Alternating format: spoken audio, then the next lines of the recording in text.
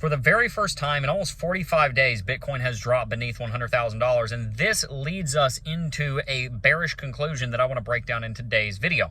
2 days ago, before the United States attacks on the base at Fordo in Iran, I explained how our likelihood of Bitcoin dropping down to $92,000 has increased from a 10% chance to a 35% chance, and we were just a couple of $1,000s away from me flipping bearish and saying that I believe that Bitcoin is going to drop down to $92,000 to fill the CME futures gap that was set there about 2.5 months ago.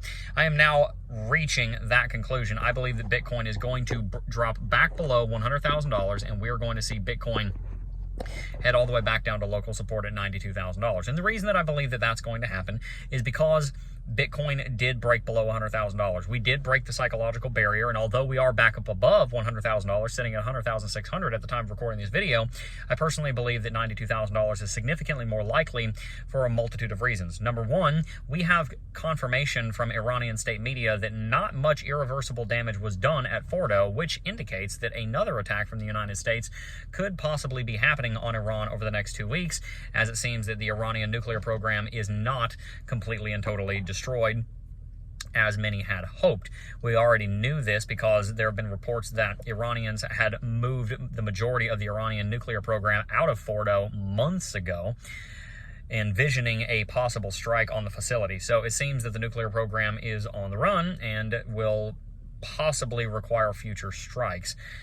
This is almost certainly going to lead to all kinds of political and international turmoil as the possibility of future strikes continues to loom.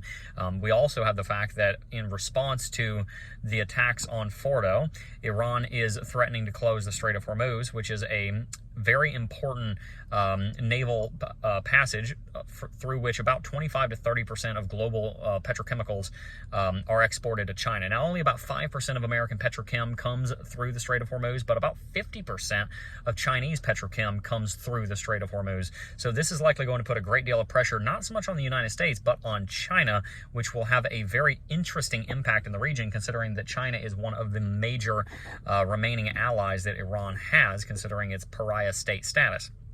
Now, technically speaking, Bitcoin has been setting a plethora of lower highs and lower lows over the last 2 weeks, and that downward-facing trend seems to be only ramping up, considering this drop below $100,000 that has happened today. I don't believe at this point in time that Bitcoin is going to be able to hold above $100,000 in the short term. I think a drop down to $95,000 to as low as $92,000 is highly likely. Also because this would allow Bitcoin to revisit previous support architecture that had been built in January and February of 2025 at $92,000, and from that point in time, we would likely bounce and we would go into a much larger rally. We did buy the dip below $100,000. We got an entry at $99.5 today. Was very happy about that. Tried to get in at $98.9, but had a few things going on, so didn't get exactly the perfect entry.